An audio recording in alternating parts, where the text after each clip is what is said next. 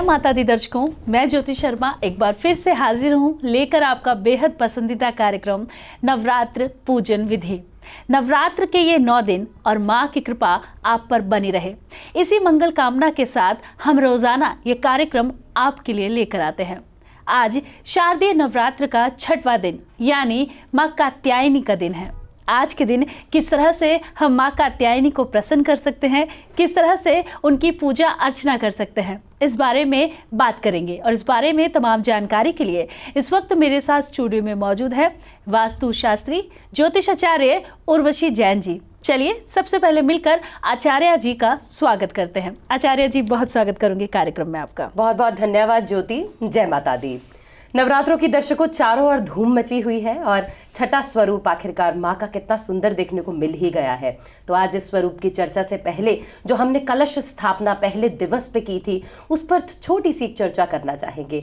कलश स्थापना ज्योति इतना अनिवार्य है कि आप देखिए कि कलश में कहा गया है कि तमाम देवताओं का हम वहीं से आह्वान करते हैं। अगर हम कलश के मुख की बात करते हैं तो उसमें विष्णु भगवान कहते समाहित होते हैं, उसके गले में रुद्र होते हैं और उसके मूल में ब्रह्मा जी, तो मध्य में आदि शक्ति माँ दुर्गा समाहित होती हैं। तो ऐसे में कलश को लेकर बहुत सारी भ्रांतियां हैं कि हम कौन से मेटल का कलश रखें, हम सोने का रखें, चांदी का रखें, पीतल का रखें, तांबे का रखें। आप जो भी कलश रखें, चाहे आप मिट्टी का कलश रखें, लेकिन उसे शुद्ध जल, गंगा जल से भरकर रखें।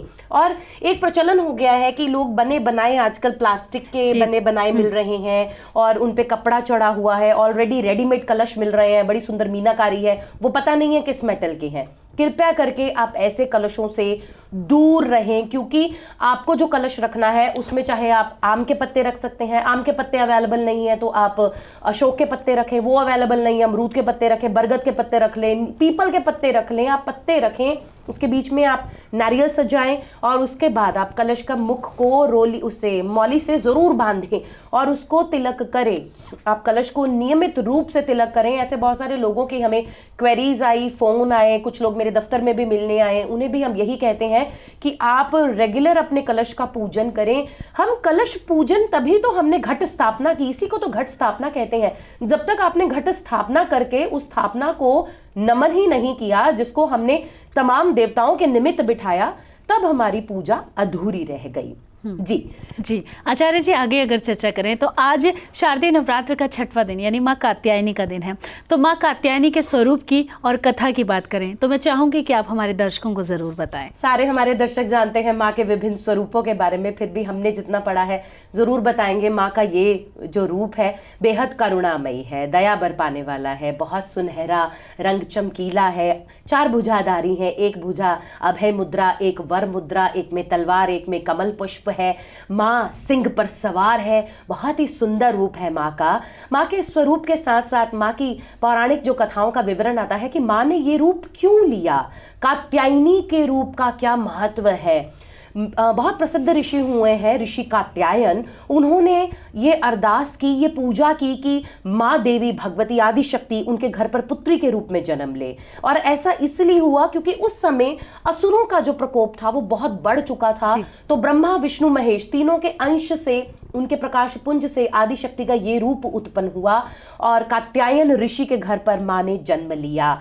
उन्होंने कृष्ण चतुर्दशी को आह्वान किया, तो शुक्ल की सप्तमी, अष्टमी, नवमी को माँ ने जो है उन्होंने माँ की पूजा की और उसके बाद दशमी तिथि को जाकर माँ ने असुर का वध किया और इस तरह से उन्होंने देवताओं को असुरों के प्रकोप से मुक्ति दिलाई। ये तो है पौराणिक कथा माँ कात्यायनी की। जी, तो बिल्कुल दर्शकों, जाना हमने कि क्या है माँ कात्यायनी की पौराणिक कथा, किस तरह से माँ ने कात्यायन ऋषि के आश्रम में जन्म लेकर कात्यायनी रूप धारण किया। इसके साथ ही माँ ने किस तरह से दुष्टों का संहार किया। चलिए अब आगे बात करते हैं किस तरह से माता रानी की पूजा अर्चना की जाए आज के दिन। हाँ, जी, ये बहुत जरूरी है। बिल्कुल ठीक कहा आपने, पूजन विधि हमें जानना बहुत जरूरी है। माँ को वैसे लाल रंग बहुत प्रिय है, आप किसी भी पीले आसन या लाल आसन पर बैठ सकते हैं। आप स्वच्छ वस्त्र धारण करें। देखिए उस दिन वार आपको बुधवार मिल रहा है तो आप हरे वस्त्र भी पहन सकती हैं, और आप अगर चाहें तो कोई हरा रुमाल, हरा कपड़ा अपने इर्द गिर्द रख सकते हैं। प्लस आप एक नारियल, जो मैंने आपको कलश की बात की थी, नारियल उस दिन होना बहुत अनिवार्य है। और नारियल, रोली, कलावा, तिलक, अक्षत, पुष्प, गंध, अष्टगंध, इन तमाम चीजों को अपने सामने रखें। मेवे, पंचमेवे, मधु का भोग माँ को अति प्रिय है। मधु आप उस दिन अपनी पूजा में जरूर अपने सामने रखें। और आप अपने दोनों हाथ जोड़कर अब आप अपनी माँ का ध्यान करेंगे। माँ के ध्यान के लिए आपको माँ के बीज मंत्र के साथ माँ को याद करना है। तो आप माँ का बीज मंत्र नोट करें।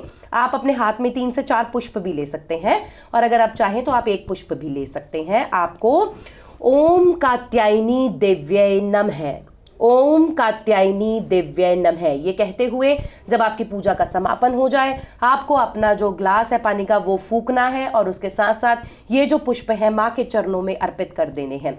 माँ कात्यायनी जो मन पसंदीदा वर या वधू चाहते हैं उनके लिए अगर वो पूजन करें माँ का तो बहुत उन्हें लाभ मिलता है। जिनकी शादी नहीं हो रही या जिनकी शादी हुई, जिनके वैवाहिक जीवन में कहीं अड़चने हैं, उनके लिए ये छठा नवरात्रा, यदि वो माँ की आराधना करते हैं, माँ के कात्यायनी स्वरूप की, तो उनके लिए बहुत शुभ रह सकता है। हम खास तौर पर उन जोड़ों के लिए भी उपाय बताएंगे, और जिनका विवाह नहीं हो पा रहा उनके लिए भी उपाय बताएंगे, लेकिन कार्यक्रम के अंत में बताएंगे। देखिए मैं आपको पौराणिक एक उसके माध्यम से, एग्जाम्पल के माध्यम से ये बताना चाहूंगी कि माँ कात्यायनी विवाह के संदर्भ में कितना जरूरी है।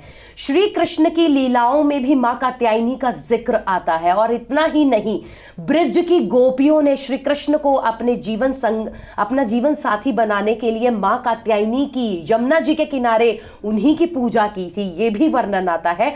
तो अब आप समझ ले कि माँ कात्यायनी की पूजा का कितना बड़ा महत्व है यदि आपका विवाह नहीं हो पा रहा। जी आचार्य जी, बिल्कुल इसके उपाय के बारे में चर्चा करेंगे, लेकिन अगर आज के दिन की बात की जाए तो आज के दिन साधक का मन कौन से चक्र में स्थित होता है, इसके बारे में जानना चाहूंगी। हाँ बिल्कुल, ये बहुत जरूरी है। जब हम पूजा पाठ करते हैं तो हमें ये जरूर पता होना चाहिए कि हमारा आज कौन सा जो चक्र है वो हम जागृत कर सकते हैं। आज्ञा चक्र जो हमारी इन दोनों आईब्रोज के बीच में होता है, जहां पर हम स्त्रियां बिंदी लगाती हैं, वो बिल्कुल चक्र, आज्ञा चक्र का स्थान है। वो स्थान आज के दिन वहां पर जो है जागृत हो सकता है अगर आप ध्यान लगाएं, साधना करें। ऐसा करने से कहते हैं कि धर्म, अर्थ, काम, मोक्ष, इनकी प्राप्ति आप माँ कात्यायनी के निमित्त उनके समक्ष आप मस्तक झुकाकर हासिल कर सकते हैं। भोग हम आपको एक बार फिर से याद करवा दें, जब आप अपनी थाली रखें आज तो माँ के आगे मधु, शहद का भोग जरूर लगाएं। उन्हें शहद बहुत प्रिय होता है माँ को, और आप इसका भोग लगाएं। आपको हम शुभ मुहूर्त बताते हैं जिसमें आप माँ का पूजन करें ताकि आपको उसका पूरा लाभ मिले। आप टाइम नोट करें, सुबह 6:21 से सुबह 9:13 पर एक शुभ समय है, और अगर आप उसके बाद नहीं कर पा रहे हैं पूजा, उससे मतलब इस टाइम पे पूजा नहीं कर पाए, तो आप 10:40 से 12:05 के बीच में भी अपनी पूजा सुबह की कर सकते हैं, जिसमें आप दुर्गा सप्तशती के पाठ या जो भी आप दुर्गा नामावली पढ़ रहे हैं, या आप जो भी आपको अच्छा लगता है, जिसमें आपको रस आता है, जिसमें आप माँ का आपका चिंतन होता है, जिसमें आप माँ की मूर्ति को अपनी आंखों के आगे देखते हैं। जब आप अपनी आंखें बंद करते हैं तो माँ का वही स्वरूप आपकी आंखों के आगे आता है। बस आप वो, मैं कहूंगी आप जरूर शास्त्र पढ़े जिसको पढ़ने से आपको बहुत अच्छा लगे, जो आपके दिल को भा जाए, यानी कि वो आपको भाया, आपकी आत्मा को भाया, आपके जो भाव हैं वो माँ तक पहुंचे। जी आचार्य जी, आगे अगर चर्चा करें तो इन 9 दिनों में हमें माँ को मनाना होता है, और अगर छठे दिन की बात करें तो माँ कात्यायनी किस तरह से हम पर प्रसन्न होगी, किस तरह से हमारे घर आएगी, अपनी अनुकंपा हम पर बरसाएगी, इसके बारे में जानना चाहूंगी। जरूर बताएंगे हम अपने दर्शकों को। यही तो हमारा उद्देश्य है इस कार्यक्रम का कि हमारे दर्शक इन नवरात्रों में पूरा लाभ कमाए। जब आप हमारे अधिक मास में दफ्तर में आए, हमने कहा ये उपाय आप नवरात्रों में कीजिएगा, तो आखिरकार वो वक्त आ गया कि जब आपको वो उपाय करने हैं, और जो आप जिन पीड़ाओं से आप गुजर रहे हैं, जो आज आपके पास कष्ट है, हम चाहते हैं नवरात्रों में आपके वो कष्ट कम हो जाए। देखिए सबसे पहले हम उन लोगों के लिए बताना चाहेंगे जिनके विवाह नहीं हो पा रहे हैं, माँ कात्यायनी का स्वरूप आपकी किस तरह से मदद कर सकता है। ब्रज की गोपियों ने माँ की पूजा की है, हम तो साधारण व्यक्ति हैं। आपको क्या करना है, यदि आपका विवाह नहीं हो पा रहा है तो आप छठे दिन माँ का नवरात्र में बिल्कुल साफ कपड़े पहने, शुद्ध रूप से आप अपने वस्त्र धारण करें, माँ के आगे बैठे, मंदिर में आप एक देसी घी का दीपक जलाएं, आप मधु लेकर बैठे, शहद अपने हाथ में आप 3-4 पीले फूल लेकर बैठे। आपको फूल नहीं मिल रहे कोई बात नहीं, घबराइए नहीं। आप अपने हाथ में एक हल्दी की कच्ची गांठ लेकर बैठें। अगर आपके पास वो भी नहीं है, आप घबराइए नहीं। आप अपनी किचन में जाएं, वहां से चने की दाल के जो है 5 दाने निकाल कर ले आए, वो अपने हाथ में रखकर बैठें। आप पीली चीज अपने हाथ में लेकर बैठे और आपको माँ के आगे, आपको माँ का ध्यान करना है और उनको आगे झुकना है और बस उन 5 दानों को आपने अपने रुमाल में बांधकर अपनी अलमीरा में रख लेना है। और जब आपके विवाह की खुशखबरी आप तक पहुंच जाए, तब आपने माँ का धन्यवाद कहने से नहीं चूकना। माँ कात्यायनी का मंदिर बना हुआ है दिल्ली में, चाहे तो आप वहां जाए और चाहे आप माँ वैष्णो देवी के दरबार में हाजिरी लगाकर आए, कहीं जाए, माँ के स्वरूप सारे में माँ है। और 9 के 9 स्वरूपों के अलावा भी आदि शक्ति तो 51 शक्तिपीठों में है। कहीं चले जाएं आप 51 शक्तिपीठों में, निस्संदेह आपको माँ का आशीर्वाद मिलेगा और आप इसके पात्र भी बने हैं, क्योंकि आपके विवाह की खुशखबरी आपको मिल रही है। जी, तो बिल्कुल दर्शकों, शारदीय नवरात्र में आज नवरात्र का छठा दिन यानी माँ कात्यायनी का दिन है। और आज चलिए अब जानते हैं कि किस तरह से माँ कात्यायनी को हम प्रसन्न कर सकते हैं। कौन सी बातें हैं जो हमें करनी है जिसके बाद माँ कात्यायनी प्रसन्न होंगी। जी आचार्य जी, आपसे जानना चाहूंगी। बहुत अच्छा प्रश्न किया है ज्योति आपने। हम जरूर अपने दर्शकों को बताएंगे कि छठे दिन पर आप माँ कात्यायनी के आशीर्वाद कैसे प्राप्त करें। देखिए, उससे पहले हमें कुछ छोटी छोटी बातों का ध्यान रखना है जो हमें इन नवरात्रों में खास ध्यान देनी है। अगर आपने 9 दिन के व्रत किए हैं, आप व्रतधारी हैं, आपने अन्न तो बिल्कुल नहीं खाया है, लेकिन आप ये याद रखें कि आप अपने घर में जो दूसरे सदस्य हैं उनको भी प्याज और लहसुन का परहेज करवाएं। आप कोशिश करें कि 9 दिन आपके किचन में प्याज और लहसुन ना आए।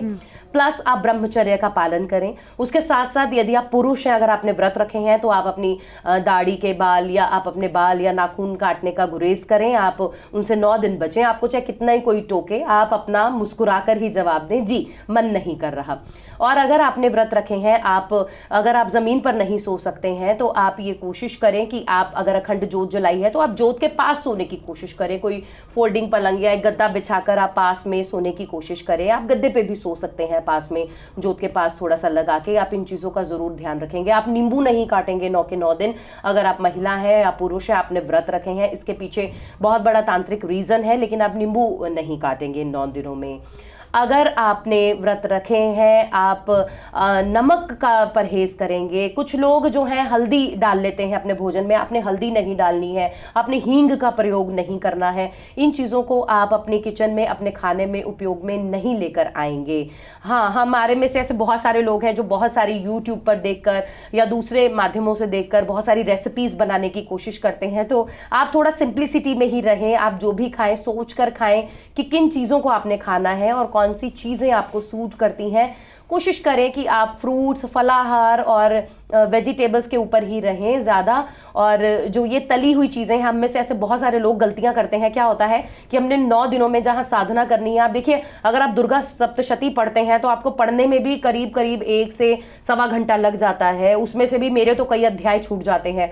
और अगर आप ऐसा पढ़ रहे हैं तो अगर आपने तली हुई, आपने पूड़ियाँ खाई हैं उस दिन, आपने कहा आज तो मेरा व्रत है, मैं कुट्टू की आलू डाल के बहुत अच्छी टेस्टी यम पूड़ियाँ खाऊंगी, तो आप कहाँ पढ़ पाएंगे वो? आप देखिए, आपसे कहाँ साधना हो पाएगी। आप अपने खाने पीने का विशेष ध्यान रखें। हम में से ऐसे बहुत सारे साधक हैं जो ये रूटीन में गलतियां करते हैं। जो लोग व्रत रखते हैं वो दिन में सो जाते हैं। ये तो क्लियरली मेंशन्ड है कि दिन में तो आपको सोना ही नहीं है। अगर आप व्रतधारी हैं, आप दिन में बिल्कुल नहीं सोएंगे। आप उस समय कोई पत्रिका पढ़ें, अच्छे धर्म ध्यान का कोई मैगजीन पढ़ें, आप अखबार पढ़ें, अखबार में भी आप धर्म से रिलेटेड कॉलम पढ़ें। आप बचें, आप किसी भी तरह से कर्म से, वचन से, मन के बुरे कर्मों से भी बचें। आप मन भी ना उन चीज़ों में लेकर जाएं जहां पर हिंसा है, क्योंकि हमारी जो खबरें हैं वो भी बहुत हिंसा से भरी हुई खबरें हैं। पूरा का पूरा न्यूज़पेपर हिंसात्मक होता है।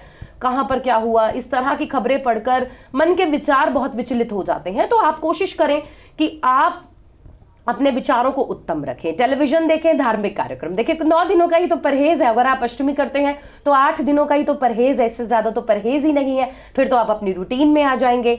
और जैसा कि पहले भी प्रश्न ये मेरे समक्ष आया कि हम अपना पारना कैसे डालें। अगर आपके पास घर में कोई सब्जी नहीं है तो आप अपना पारना, जिस दिन आप अपना यानी व्रत खोलें, आप बतासे के साथ अपने व्रतों का पारना डाल सकते हैं। एक छोटा सा बतासा अपने मुंह में लें, माता रानी को याद करें और आप अपने 9 दिनों में, फिर आप हमें आके ये मत कहिएगा कि हमने करा था लेकिन हमें फल नहीं मिला। फल मिलता है। मैं फिर कहना चाहूंगी, माँ पृथ्वी पर है 9 दिन के लिए, माता रानी आपको फल देगी, लेकिन आपको लेने वाला सुपात्र बनना है। आपको कुछ चीज़ों का ध्यान रखना है, जो चीज़ें हम बार बार अपने एपिसोड्स के माध्यम से आपको बता रहे हैं। चलिए हम अपने दर्शकों को अब ये बताते हैं कि जिन लोगों की इच्छा पूर्ति नहीं हो पा रही, बहुत लंबे टाइम से वो लोग एक ऐसी कामना चाह रहे थे कि हमारी ये इच्छा है बस ये पूरी हो जाए। खैर 2020 ने वो सारी इच्छाएं सबकी मार दी है, क्योंकि ये साल तो आप अपनी डायरी से डिलीट कर दें, क्योंकि इस साल ने हमें बहुत पीछे कर दिया है, इकोनॉमिक लेवल पे भी और बहुत सारे लेवल्स पे हम बहुत पीछे चले गए हैं। पर फिर भी क्योंकि ईश्वर की माया है और ये पैंडेमिक मनुष्य के हाथों में तो नहीं हो सकता, हाँ एपिडेमिक जरूर हो सकता है लेकिन पैंडेमिक नहीं हो सकता। तो ये ईश्वर की माया थी, हमें सबक सिखाने के लिए शायद ये 2020 ईयर आया था कि जो उन्होंने जिस उद्देश्य से हमारा जन्म, हमें मनुष्य चोला मिला है, हम शायद उसे भूल गए थे। कहीं ना कहीं हमें 6 महीने घर रह के ये तो पता चला कि एटलीस्ट हमारा जन्म किस लिए हुआ है। तो यदि आपकी कोई इच्छा थी, ऐसी अधूरी इच्छा बहुत लंबे टाइम से चल रही थी, पहली बात तो कभी भी आप नया वस्त्र खरीद रहे हैं, अब आप शॉपिंग कर रहे हैं, मुझे पता है बहुत सारी खरीदारियां चल रही हैं, आप अपना ध्यान रखें, मार्केट में रश हो तो थोड़ा आप डिस्टेंस मेंटेन करके चलें। कन्या पूजन के भी दिन बहुत नज़दीक हैं, लोग कन्याओं के पूजन की भी खरीदारी कर रहे हैं। प्लस जब आप खरीदें, कोई नया वस्त्र खरीदें, अगर आपकी कोई इच्छा अधूरी है तो आप उत्तराषाढ़ा नक्षत्र आप किसी भी पंचांग में देख सकते हैं, आप बहुत सारी ऐप्स हैं उन पे देख सकते हैं। हमारा ये चैनल संतवानी चैनल, इस पर भी नक्षत्र प्ले होते हैं पर डे के, आप उस पर भी देख सकते हैं। तो आप किसी भी प्लेटफॉर्म से नक्षत्र देखें। अगर आपकी अधूरी इच्छा है तो एक छोटा सा उपाय ये आप कभी भी कर सकते हैं, क्योंकि 27 नक्षत्र होते हैं, 27 दिन बाद ही वो नक्षत्र आएगा। तो उत्तराषाढ़ा नक्षत्र में आप नया वस्त्र धारण करें, आपकी जो मनो इच्छित कामना थी वो पूरी हो जाएगी। प्लस नवरात्रों में अपनी इच्छा पूर्ति के लिए आपको क्या करना है, पान के पत्ता लेना है और उसकी जड़ को घिसना है, और उसकी जड़ को घिस के उसका तिलक अपने मस्तक पर लगाना है। ये करें आप, लेकिन याद रखें वो पान का पत्ता 9 दिन मां भगवती के आगे अर्पित होना चाहिए। उसके बाद आपको 9वें दिन ये करना है, और वो इच्छा का संकल्प आपने बार बार मां को याद करवाना है कि मां मेरी ये इच्छा थी। तो निस्संदेह अगर आपकी इच्छा लग गई, अगर आपकी पुकार, अगर आपकी प्रार्थना मां तक पहुंच गई, तो आपकी इच्छा वो इस मकर संक्रांति से पहले पहले आपको जरूर पूरी हो जाएगी। और वैसे भी 2021 में भी ऐसे बहुत सारे शुभ संयोग बन रहे हैं। इनफैक्ट दिवाली पर भी कई शुभ संयोग बन रहे हैं, हम अपने दर्शकों को वो भी बताएंगे। और इन नवरात्रों में भी द्विपुष्कर योग, सर्वार्थ सिद्धि योग, गुरु पुष्य योग, गुरु अमृत योग, कई अच्छे योग बन रहे हैं। आप इन योगों का पूरा पूरा लाभ कमाएं। आप निरंतर हमारे कार्यक्रमों से जुड़े रहें, आप इन योगों में जाकर खरीदारी करें। आप नया घर जाना चाह रहे थे, आप शिफ्टिंग कर सकते हैं। आप किसी घर को खरीदना चाह रहे थे, आप अपने घर के निमित्त पेमेंट दे सकते हैं, साई पकड़ाकर बुक करवा सकते हैं। आप कोई नया वाहन खरीदना चाह रहे थे जिसकी आप बहुत देर से प्रतीक्षा कर रहे थे, आप इन 9 दिनों में, अब किसी भी दिन में नवरात्रों में आप अपने नए वाहन की बुकिंग करवा सकते हैं। यानी कोई भी शुभ काम, अब आपके लिए शुभ काम, कोई मुहूर्त देखने की जरूरत नहीं, कोई दिन देखने की जरूरत नहीं, 9 के 9 दिन बेहद शुभ है। आप किसी भी दिन जाकर आप ये काम कर सकते हैं, बस मां की जोत जलाना मत भूलिएगा। जी, तो बिल्कुल दर्शकों, मन में सच्ची आस्था और सच्चा विश्वास हो तो आप जो भी काम करते हैं माता रानी उस काम को ज़रूर पूरा करती हैं। तो आचार्य जी जब भी आती हैं तो बहुत अच्छी और बहुत प्यारी बातें और एक पॉजिटिव एनर्जी आप हमारे दर्शकों में, हमारे अंदर भर देती हैं। इसके लिए आपका बहुत बहुत धन्यवाद। थैंक यू ज्योति जी। तो बिल्कुल दर्शकों, हमारे आज के इस बेहद विशेष कार्यक्रम में बस इतना ही। माँ कात्यायनी की कृपा आप पर बनी रहे, इसी मंगल कामना के साथ मुझे दीजिए इजाजत। जय माता दी। संतवाणी दुखदाहिनी सुखदायिनी।